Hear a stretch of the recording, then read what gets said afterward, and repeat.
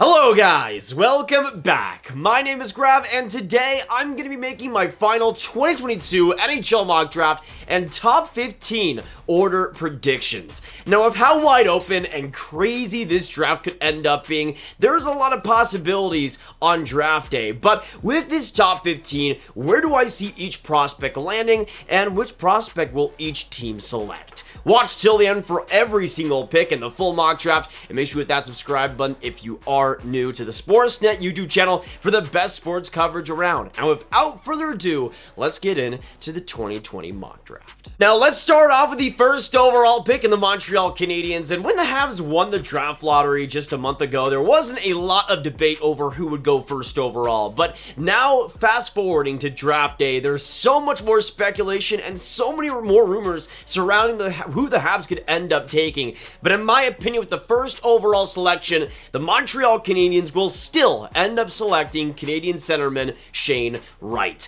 To me, Shane Wright is the best prospect of this draft, and even though Slafkovsky has some great potential skill with that size and possession game he brings, at the same time for the Habs, Shane Wright is an almost perfect fit. As a player with that center core they have going into the future, I think they need that next top six centerman. Shane Wright is absolutely that. There is some questions over his pace of play and overall consistency on defense, but his positioning is solid, his work ethic is fantastic, and you combine that with his shot, playmaking, and decision-making in the offensive zone, and this is a player who can be a first-line centerman and be a guy that plays in all situations. For the Habs, it's the pick they should make, and I think it's the pick they will make when it's all said and done. Now moving on to the second overall spot in the New Jersey Devils, we've obviously seen this pick be wide in trade rumor talk, but at the same time, if the Devils are going to keep this pick, no doubt in my opinion, it will end up being Juraj Slafkovsky. Now we did hear a little bit of rumors surrounding Logan Cooley potentially going at this spot, but to me I think Slafkovsky makes too much sense for what the Devils need in the future and what they need now. Even though Cooley in my opinion is the better player, I have Wright first, Cooley second, and Slafkovsky third. At the same time, Slafkovsky is a positional lead at left wing. He brings physicality, intensity, and great possession play that the Devils don't quite have enough of, and especially as a top six forward, I think he's going to be fantastic on the power play, bring some great grit along the boards, and be able to cycle exceedingly well. For the Devils at number 2, it's a good pick to make, and if they do make it, I don't think anybody's surprised nor worried if how it pans out. With him alongside a player like Hischier or especially Jack Hughes, there's a lot of potential to be had there. Next up, moving to the third overall pick and the Arizona Coyotes, another one that I'm pretty interested to see what happens. There's been some speculation over whether it could be Cutter Gauthier going that high, but in my opinion, at number 3, it will be Logan Cooley 110%. We've heard so much surrounding the Coyotes loving Cooley, and for very good reason. In my opinion, he is such a great fit for that prospect pool. They need a number 1 center going in the future, and for me with Cooley, his pace of play, his intensity, his excitement on the ice is at such a high level. You combine that with great puck handling, great awareness, and vision on the ice, and this is a guy that can make a play from anywhere in the offensive zone, and his transitional ability is amazing too. I just see him playing alongside a winger like Clayton Keller and getting fantastic results, and even though there is some defensive intensity that does need to be improved, that comes with the offensive center that Logan Cooley is and will be, and I think with the Coyotes, he'll be a really interesting player, and also going to the NCAA will be a guy that they can give patience to as well. Moving on to the 4th overall pick and the Seattle Kraken spot here, and I've kind of gone back and forth with this one a little bit, but at the same time, with this 4th overall selection, I still think the Kraken will end up selecting Slovak D-man Simon Nemec. Now, to me, Nemec makes so much sense for what Seattle's prospect pool needs. You obviously got Matty Beniers with the 2nd overall pick last year, getting that future number 1 centerman, and to me, they really need that future cornerstone defenseman, and Nemec also brings a lot of what Seattle doesn't have. Great puck handling ability, fantastic transitional play, and that puck moving option and vision is just such at a high level that to me with Seattle, he's the exact type of defenseman they need on the roster now. He will definitely require more patience than that, but as an offensive transitional defenseman, I think there's a lot to unlock there, and I think Seattle will be enticed quite a bit. It also helps that we've heard a lot that one of their head scouts has seen so many games in the Mets and loves him to death, so that is also another reason why I see him going number 4. Next Next up at number 5 in the Philadelphia Flyers. This was a pick that I think was pretty rock solid for a while for me. At some points, I had David Jiricek being their pick, but the more I think about it and the more we've heard with this draft, the more I think the Philadelphia Flyers, if they keep this pick, will end up selecting USA forward Cutter Gauthier. Now, to me, Jiricek would be the pick here. I wouldn't go Gauthier this high,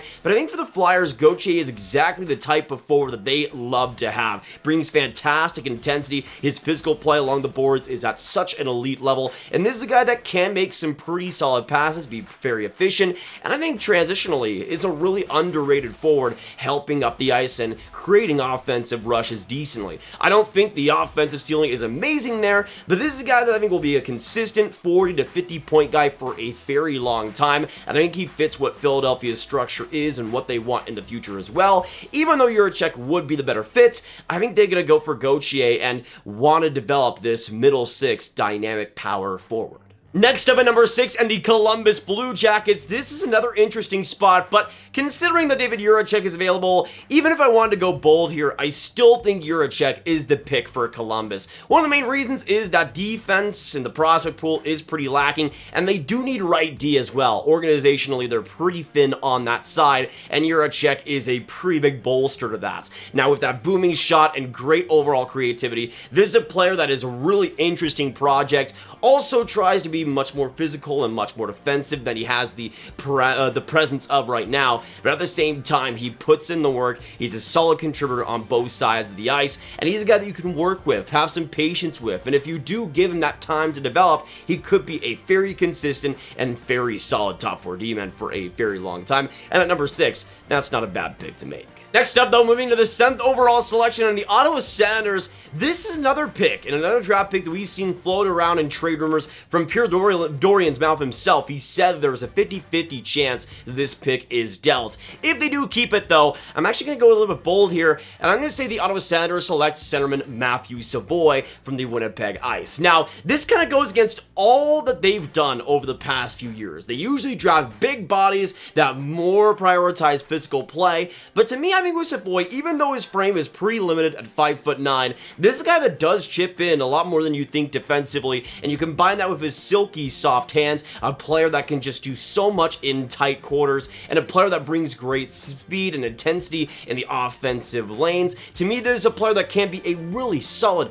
overall forward that brings a lot of different things to the game, and even though the Sens, it might not be their ideal pick, at the same time, I think they might go off their board a little bit, go for a player that they haven't quite gone for, and I think Matthew Savoie fits that check. Now going on to number 8, though, and the Detroit Red Wings. This is another one that I'm kind of going all over the place, but in the end, I see the Red Wings selecting centerman Marco Kasper. The Austrian stud, Kasper's in an interesting position if he does go to Detroit. They're pretty thin at center, and I think that's one of the reasons why they would go for Kasper in this spot. I don't have him nearly this high in my rankings. I have him more so in the 15 to 18 range, but I think Kasper brings one of the best motors, some of the best intensity you'll find in this entire draft, never takes shifts off, and always makes the game just so difficult for opposing forwards and defensemen. He's a guy that I do think has some upside with his shot and does have some upside with his transitional game, but I don't think there's a ton of talent and a ton of offensive upside at a first line level. I could see him, though, becoming a decent second liner or a great third line center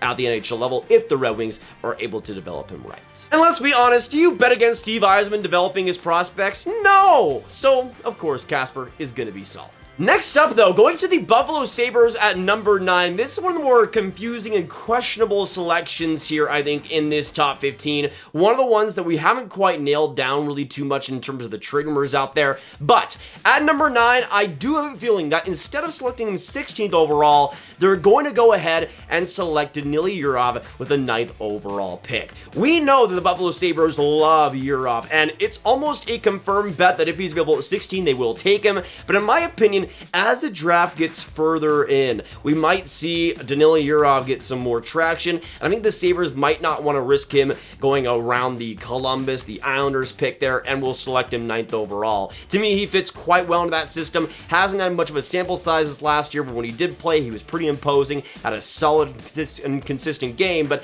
at the same time, it's a big risk to make. But at number 9, I think the Sabres are in a position to take those big bets. Now, rounding out the top 10 and going to the 10th overall selection, selection here and the Anaheim Ducks. This is another interesting one, but at the same time, I think the Ducks will end up selecting from the Seattle Thunderbirds Kevin Korchinski. To me, Kevin Korchinski is pretty much an Anaheim Duck at this point, and to me, I think he fits so well in that system. You already got Jimmy Drysdale there, but Korchinski is a lot more of that line as well. One of the best transitional defensemen of this entire draft, loves to protect the puck great, and on a 6'2" frame, even though he doesn't use his size amazingly, he does still use it at times, especially on transitions, on rushes, and I think it gives him that next edge with that skating, with that puck handling. You combine all that together, and this is the guy that I could see being a great transitional middle pairing power play defenseman, and for the Ducks being a part of that core for a long time.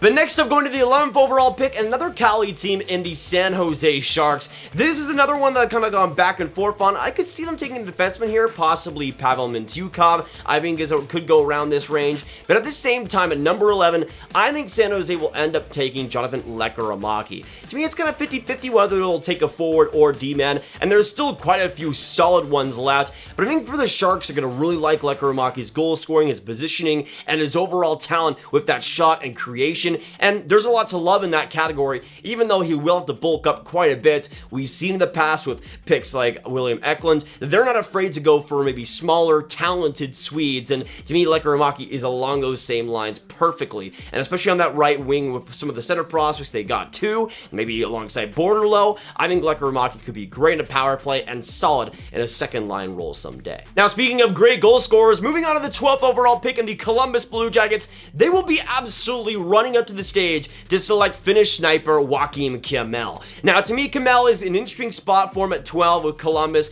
They've already, of course, went with Juracek at number 6, so I think they'd absolutely be taking a forward here at this position. And I think Kemell is pretty great, would be pretty great inside that Columbus system. You've seen they've taken some goal scorers like Chinikov recently, but I feel like they could still bolster the goal scoring in that system. And Kemell as a right winger is something they don't really have. His shot creation is fantastic, and he's a guy that does bring a lot of pace and a lot of solidness to his game, especially on transition. He's a guy that will be a great power play player, a guy that can finish so many different opportunities, and to me at number 12, he's a pretty rock solid fit with the Blue Jackets, especially considering their playmaking centerman they already have in Sillinger and Kent Johnson coming up and being big parts of the roster. Now going on to number 13 in the New York Islanders, another pick that's been floated out quite a bit there, and there is a chance the Islanders do still keep this pick, and if they do, I think they'll go to the Winnipeg Ice and select Connor Geekie. To me, I think Geekie fits the Islanders quite solidly, and even though he could go maybe a little bit higher in this draft, at number 13, I think it's still a pretty respectable and pretty likely area for him to go, but I don't see him getting past the New York Islanders. Loving his size and loving his creativity, I think the Islanders are going to like this player quite a bit, even though I have my issues with his pace and really the defensive effort, which I don't think is there nearly as often as it should. I think they're going to look at that playmaking, they're going to look at that positioning and like him quite well, and to me there is still some upside there, and if you're able to get him to use that physicality more in the offensive zone, this could be a great, solid, and consistent middle six center or winger. He could be both, and I think for the Islanders, they'll like that versatility. But now going on to number 14, and this might be one of my hotter takes of this top 15, but again, with every single draft we see surprising picks. Going on to number 14 and the Winnipeg Jets, usually at this spot recently, I've gone with them going with Pavel Mintyukov. That is definitely still an option, but the more I think about it, the more I think they go for USA defenseman Ryan Chesley. Now, the reason I think Chesley might be more interesting for the Jets compared to Mintyukov is because, unlike Mintyukov, Chesley is a right D, and they're very thin on that side compared to the left side,